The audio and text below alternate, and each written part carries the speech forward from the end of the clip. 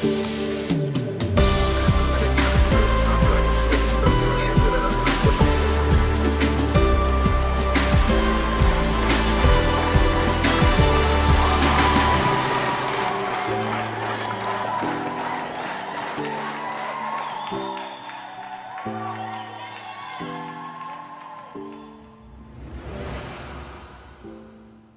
everyone, and welcome to our next session for the VID21 conference. My name is Julia Steele, the creator and host, and today we are going to be focusing on this wonderful book, Hacking Happiness by Penny Locaso, who's waiting in the wings. I've known Penny for a few years, and she is an absolutely incredible woman. She's been voted one of the most influential female entrepreneurs in Australia. She's the self-confessed world's first happiness hacker, and she's on a mission to teach 10 million humans by 2025 how to intentionally adapt in order to future-proof their happiness. She is her own ongoing experiment when it comes to hacking happiness. 6 years ago, she turned her life upside down in pursuit of happiness. She left a 16-year career as an executive, relocated her family back from Perth to Melbourne, left an 18-year relationship and started her own purpose-driven company, hackinghappy.co. Through her journey, Penny has discovered that happiness is not found in wanting of more things we are avoiding. She now works with individuals and organizations around the globe to help them define happiness on their terms and building confidence to experiment and bring more of that into every day. So Penny, we're going to jump straight into what it means to be intentionally adaptable. We're going to talk through your book. I'll bring you up on the screen, and we're going to get some time for questions from people in the audience as well. So Penny, thank you so much. I know we were just talking in the break about being in our respective places and being happy over the last year has certainly been something I know a lot of people have been challenged by in different ways. But your journey to happiness started before last year. So do you want to just start with your story, and when did you realize that happiness was something that you wanted to work on? Yeah, I think it started back for me. The change that you spoke about happened in 2014, so it's a while ago now, but the journey really started probably a few years before that. And I think I kind of had, like many of us, been sold a dream. And the dream was that if you tick a series of boxes as you grow up, one day you will eventually arrive at this magical place called happiness. And so what happened was I found myself at the age of 39 years old, and I ticked all those boxes, and I had everything that I could possibly want at the age of 39, which is a very first world problem. But I was sitting there going, I'm unfulfilled. How can this be? And it was such an interesting moment, because instead of asking myself what success looked like, I asked myself what happiness looked like.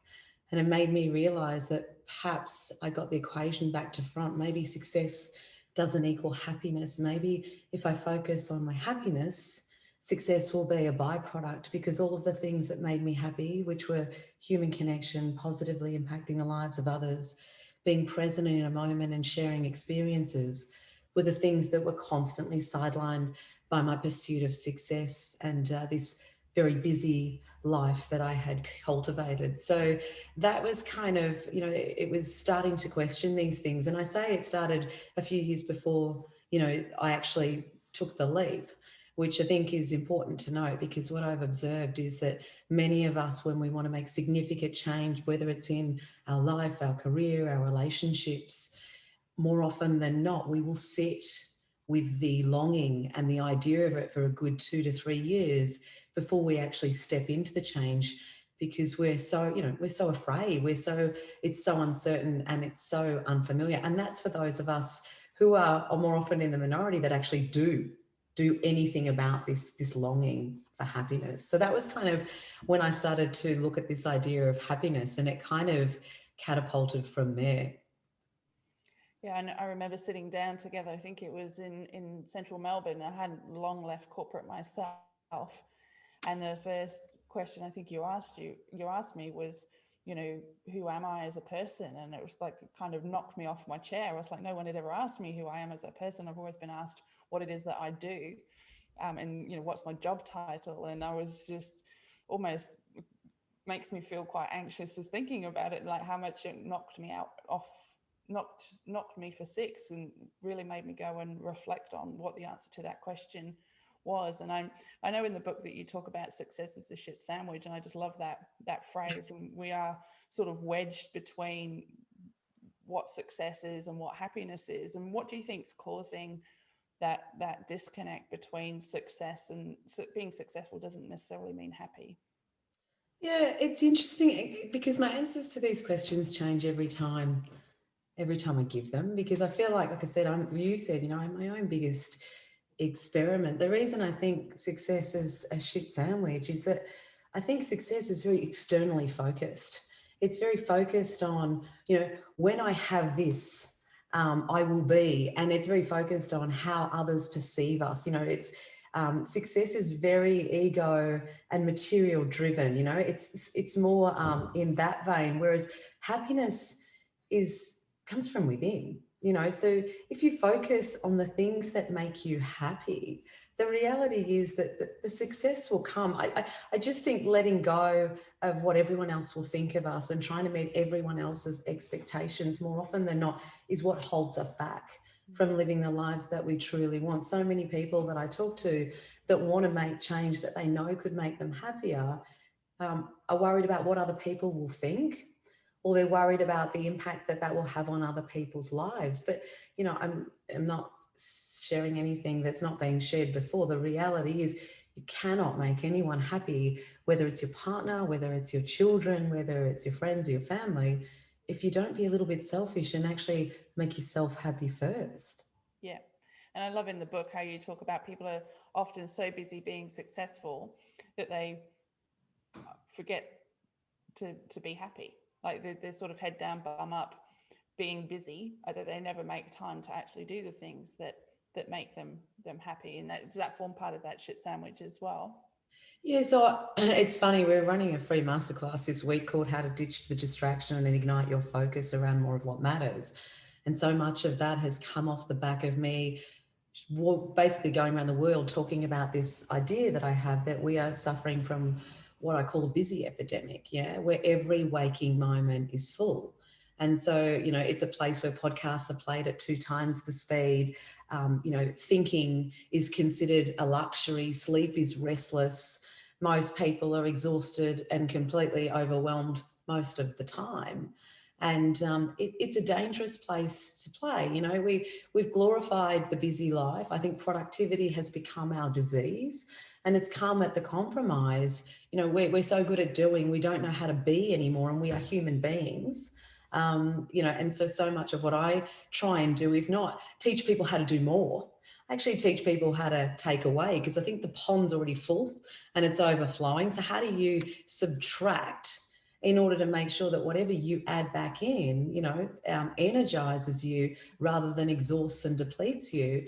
And also helping people understand that you can't do your best work, you can't be as happy, you can't be as innovative as you long to be if there is no space in your life. And I'm not just talking, meditation or mindfulness. I'm just talking the space to let the dots connect, to let your brain recharge. There's a beautiful piece of neuroscience that says that our brain does its best work in stillness.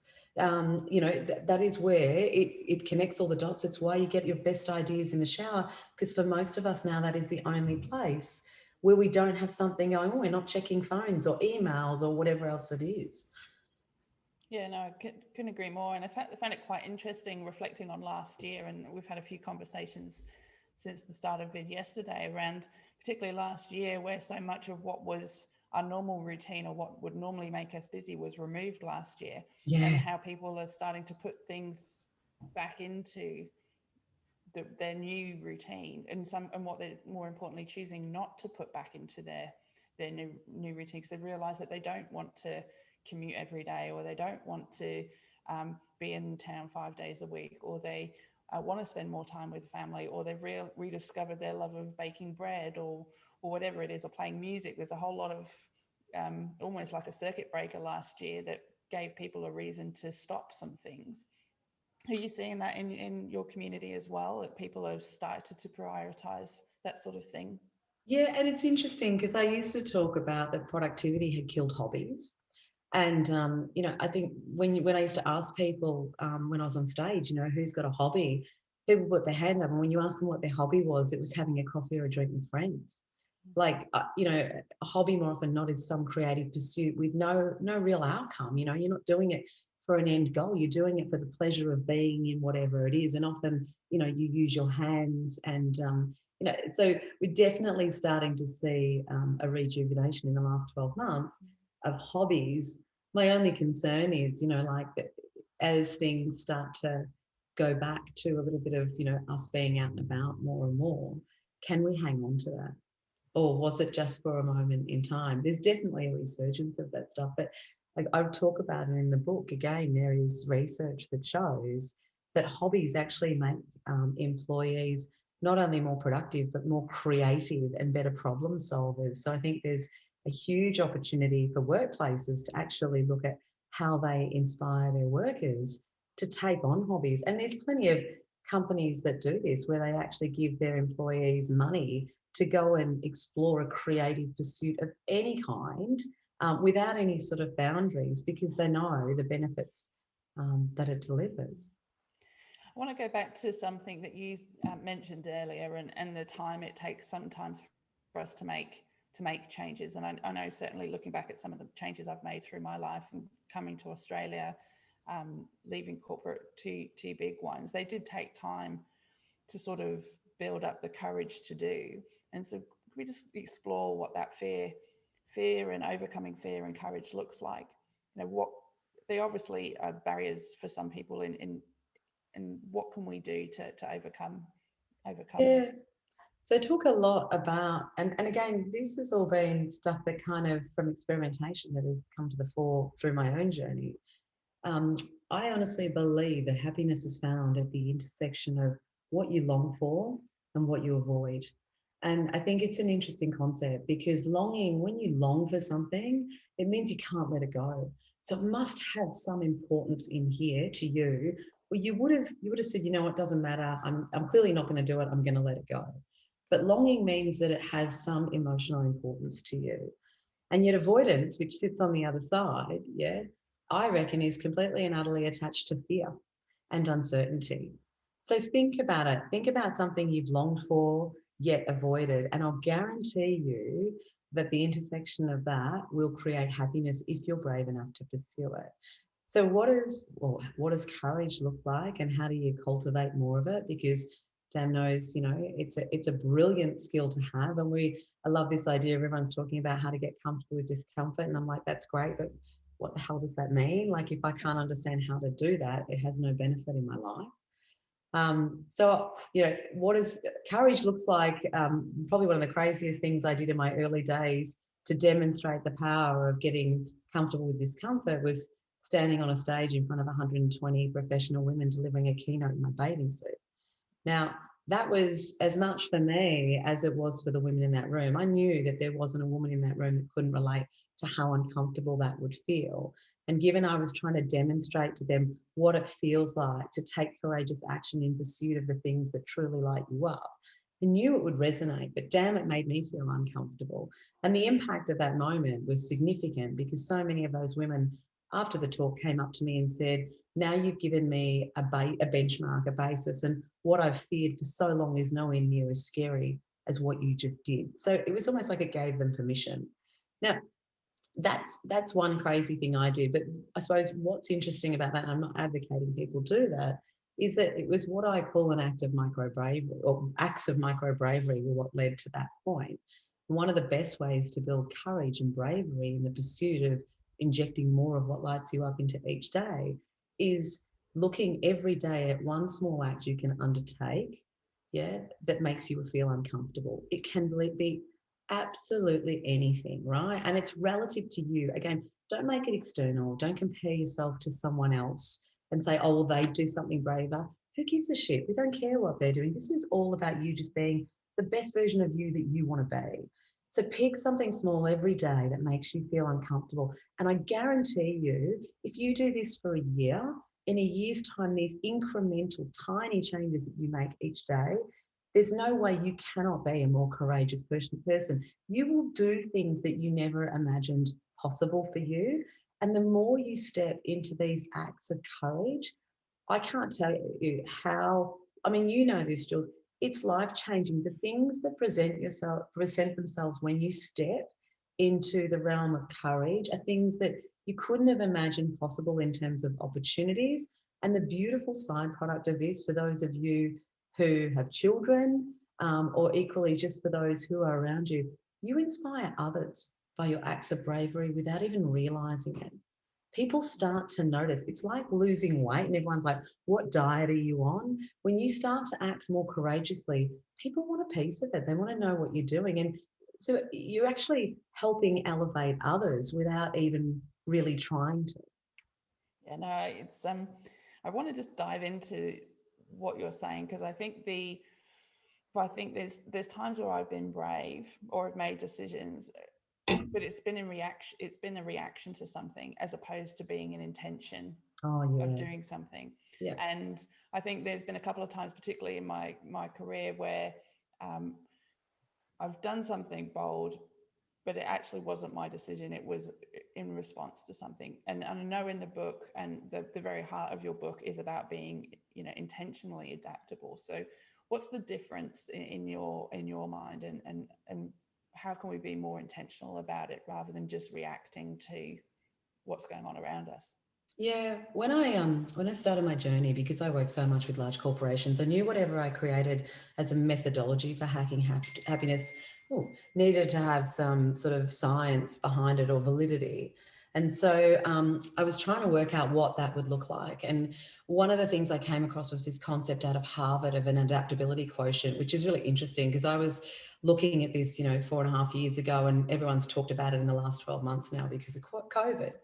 And so there's this whole, like they spoke about your adaptability quotient, more important than your EQ or IQ in the context of the future, the new competitive advantage. Those who could not adapt would be left behind in the context of the pace and scale of change we're experiencing.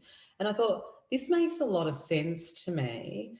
But when I started to look at all of the academic research around adaptability, not surprisingly, it was all motivated from a corporate perspective in terms of the investment in the research. And it was all about how do we get more out of the worker? How do we make them more productive? And I thought, oh, this is interesting, because what I was seeing was that emphasis was actually driving part of the problem that I was trying to fix. And the other thing that became acutely apparent to me in my work was that adaptability is human, but it's fundamental to our survival, right? It is what has kept us alive up until now. But like you mentioned, we are brilliant at adapting when we are forced to, and COVID and lockdowns are a brilliant example of that. Yeah, when we are forced to change, we will change. Yeah, even though it's uncomfortable. Where the true opportunity lies is actually intentionally adapting. It's actually disrupting yourself. And micro bravery is a small example of that. Yeah. The people who can actually disrupt themselves and do it from a place of intention and meaning in their lives and not wait for someone else to force that change or that imposition on, will build a foundational skill set where it will not matter what is thrown at them. They have the skills to be able to navigate uncertainty and complexity in a way that is more rational than irrational, that is more intentional than reactive. And that was kind of the methodology that I wanted to cultivate. And that's what I've cultivated in the intentional adaptability quotient, which we're just about to start the whole audit on. We've had nearly 900 people take the assessment that we created just in the last 4 months. And we've got a master's student about to help us build out the science, but behind validating this whole concept, which is really exciting. Yeah, it's amazing. I want to dive into some different parts of the model that you mentioned in a minute, but we had a pretty robust conversation yesterday in some of the other sessions about prioritizing yourself, and how some people might see that as being selfish, as opposed to what I see is actually, if you look after yourself first, everyone else will follow. It's sort of that whole oxygen mask first concept that got shared a lot last year. So if someone sitting and listening to this conversation is like, yeah, I'd love to be happy, but I've got to prioritize, my colleagues or my kids or my husband or my family. what advice would you give them? Look, I'm all about really simple changes rather than saying to you, go out and here's 500 things that you should do, or go and make a massive change. So probably the thing that's been most helpful for me, especially in the context of the last 12 months in prioritizing myself, is gifting myself the start of the day. So if you want to make one small change that enables you to prioritize yourself, how can you give? Now, I'm very selfish. I give myself an hour at the start of every day, because I believe how you start your day will determine how your day plays out. And if you start your day in a reactionary mode, I'll guarantee you that life is going to fire stuff at you all day, and you're going to feel like you're constantly surviving and behind the eight ball rather than thriving and acting with intention. So you don't have to give yourself an hour. I say to people, why not start with just 15 minutes? And then people say to me, oh yeah, but I don't have the time. I've got the kids and all the rest of it. Well, if this is truly important to you, if you want to manage your mental health, your physical health, your relationships, your well-being, along with your happiness, I would say this is the most important thing. And that 15 minutes, and go to bed 15 minutes earlier and set the alarm 15 minutes earlier. I mean, every change comes with sacrifice. So you need to work out, what the cost of the change is, and is it going to be worth it to you? But that 15 minutes, it's as simple as sitting down and setting an intention for the day. BJ Fogg, who is a brilliant behavioural scientist, has done the research to show that even if you start your day just by saying, today is going to be a great day, before your feet even get out the bed, more often than not, today will be a great day. So much of it is about setting the intention for the day so that this goes into the day in the right mode, because it's a choice. Your mindset is a choice. I know that sounds, some people will go, oh, I can't.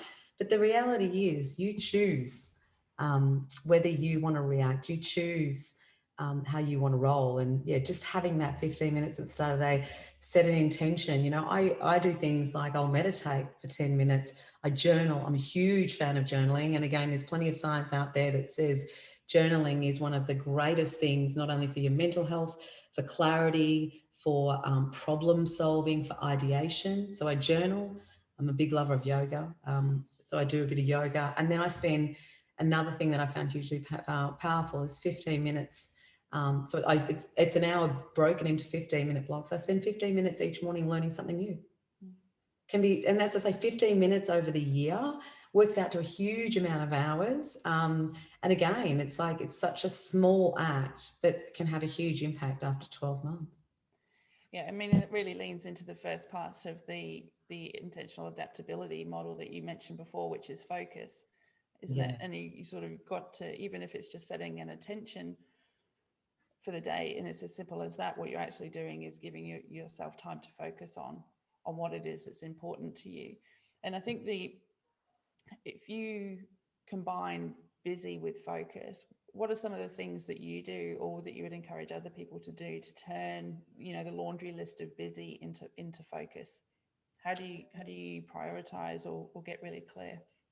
So I'm extreme. And when I say I'm extreme, it's taken me nearly 7 years to become extreme. And I love my extremeness in this space because it's allowed me, like I said, I just feel completely content with my life. I feel it's exactly where it should be. I live my life completely in alignment. Now that comes at a compromise. I used to earn, hundreds of thousands of dollars more than what I earn now. But what I've come to realize is, for me, and I'm not advocating this for me, the money isn't what makes me happy. What makes me happy is having my diary time blocked. Not every minute, I have free space in my diary, but my diary each day is time blocked around the things that are important to me, that I know energize me rather than deplete me, and enable this, I suppose, the capacity for me to do the hard things that I want to do. So that first hour in the morning, I get up at 5 o'clock. Now, again, I'm in bed though, by 9. So that's how I roll in my day. I have that first hour that is time blocked for me. And that's every weekday. I walk my son to school every day that I have him. I share him with my ex-husband. That's important. That is in my diary. I exercise 5 days a week. That is important to me because my physical health is just as important as my mental health in energizing me. I turn my phone off for blocks of time. And I don't have a list of 20 things to do. I generally have a to-do list of 2 things. And the thing is, it's not that there's not other things that I need to do, but I look at it and say, if I can get these 2 things done, they are the most important things. And that is what's going to enable me to progress closer to where I want to be. And this person that I mentioned earlier, you know, the person I want to be, the best version of me that I want to be. Because what's interesting, we're so big on looking at lofty goals and 12 months and 5 years down the track. And I actually think that we're missing a massive opportunity, because the way you live your days is the way you live your life.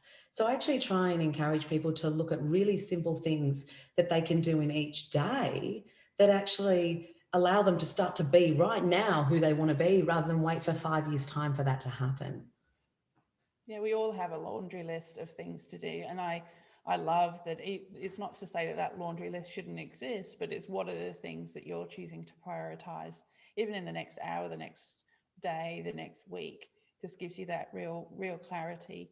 And I've certainly started time boxing my diary since reading your book, and things like taking Riley to school the weeks that we have her are really important to me now. And I think once you realize that you have that agency to make those choices, that in itself can be incredibly empowering, which Yeah. is fantastic too. There's 2 other things, Jules, and I know you'll know of these. One is a really simple thing to do is stop using the word busy. Busy perpetuates busy, and a busy mind will go to anxiety. It's just a matter of time.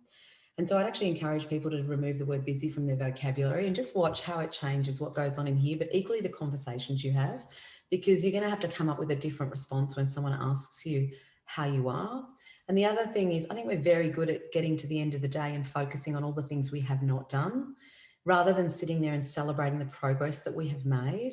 And there's a little mantra that I use at the end of the day. And that's the other thing, we don't close our day out. We were saying before, work and life are just, there's no delineation.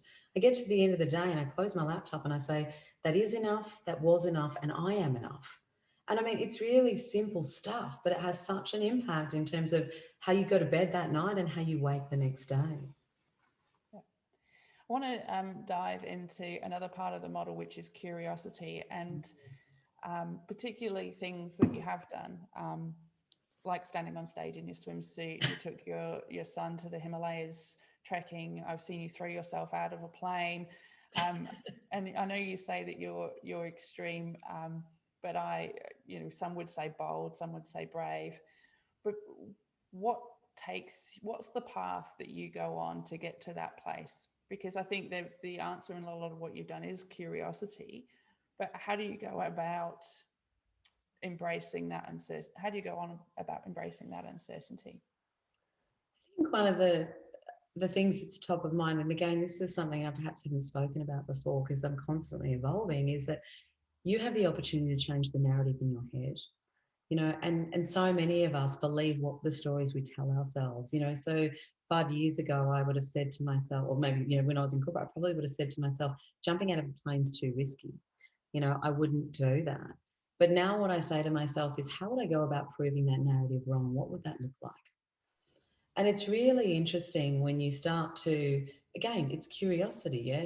Start to ask the question of yourself, what if I was wrong about that? What if what I've told myself for, 45 years is actually wrong? Because so much of what we have programmed in here in our subconscious is just based on our experiences. And we are a sample size of 1, which statistically, if you're a researcher, wouldn't qualify as anything. Yeah, and so what we do is we form what we think are facts based on beliefs and limited experience. And so what I constantly do now is ask myself, how would I go about proving myself wrong? What would that look like? The other thing that I've learned to do, and again, it comes off the back of this practice of micro bravery.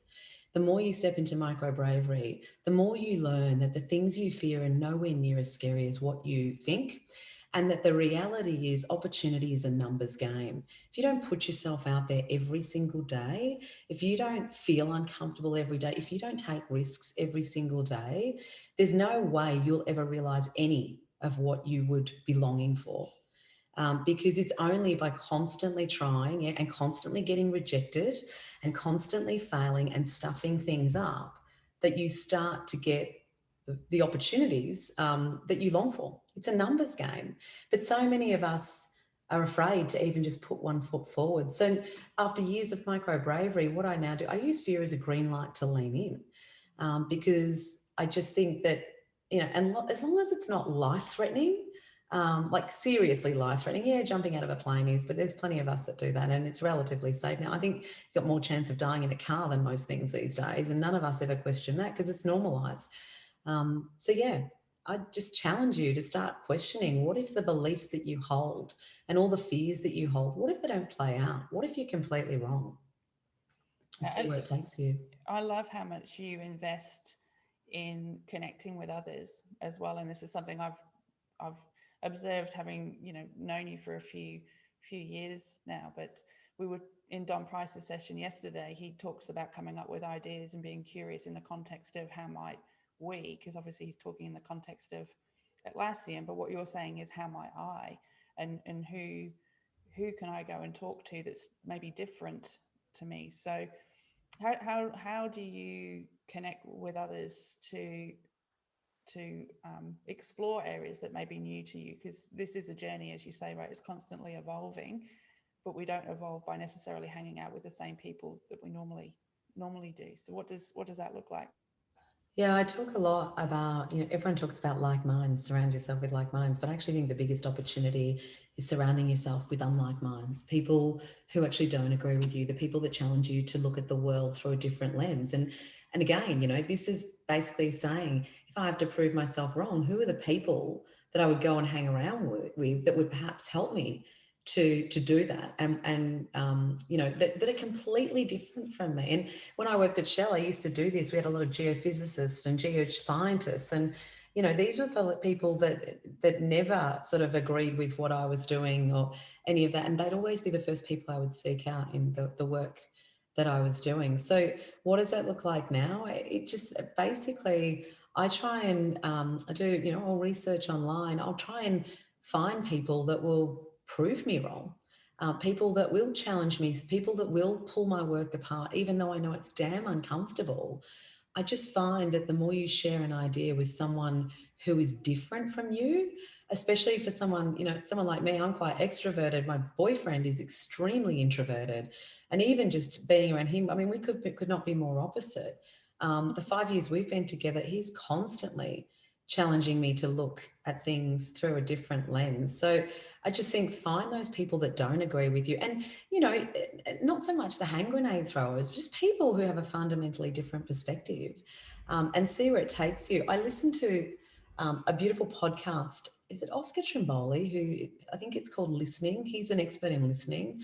And two things he said that I thought were really profound in the space of curiosity and what we're talking about in terms of, shifting your mindset. And he said, imagine, listening is going into a conversation with the intent of having your mind changed. And I thought that was beautiful because I thought, we never do that. I mean, 9 times out of 10, none of us do that. Imagine what would happen and how we could transform ourselves and the things that we desire to change if we did that, if we listened without an agenda and with the whole intent of having our minds change. So I think that's a great way to sort of approach things. But use your micro bravery and start reaching out to people that you don't know. I do that all the time and I get rejected all the time. But, God, Seth Godin responded to me when I was writing my book and asked him to give me the foreword, and he said no, but he personally wrote to me. And for me, I was like, so what? I couldn't give a stuff if he rejected me. The fact that he sent me a letter, a note back, and people like Dory Clark and Nurael, who I hugely admire, both said yes. If you don't ask, you don't get. Yeah, I couldn't agree more. And and one of the things I love about stepping outside and connecting with others, and even in the conversations that we've had in VID, like we've got a real cross section of industries and perspectives, even in the community already. And what one person sees, someone sees from a different angle, as you say, and it's actually the combination of those two angles that creates something that's even better, as opposed to it just being an individual perspective. I think we feel a bit threatened when people challenge us, but often the challenge is where the growth occurs. Growth doesn't occur in comfort. It occurs in pain, it occurs in discomfort, and that's what we avoid. So I'd say if you're not feeling uncomfortable on a regular basis, you're limiting your growth and you're not realizing the true potential that you have. Yeah. So for people that are watching and listening, and they're thinking, yeah, actually, this is something that I want to work on. Where should they go? And I know you've built a lot of models and research and questionnaires and things. What would be the first stepping off point that you'd encourage people to take? Yeah, if you're intrigued by the idea of intentional adaptability, I would encourage people to take the Hacking Happy assessment. It's completely free and you can access that via hackinghappy.co. It's a beautiful way to hold the mirror up to where your mindset and behavior is at the moment and what opportunities exist for you to start turning the dial up on your intentional adaptability skill set.